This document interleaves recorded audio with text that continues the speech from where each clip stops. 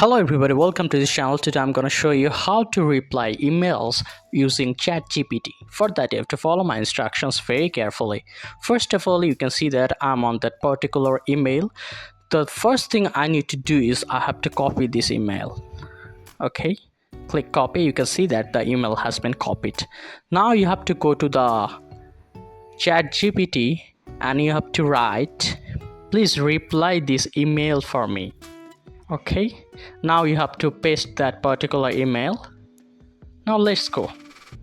You can see that how prudently Chatgpt is replying the email, and this is really professional. Let me just read out for you some of the lines like, I hope this email finds you well. Thank you for considering me for the video editing position you have available. You can see that the writing is really professional, so this would impress anyone.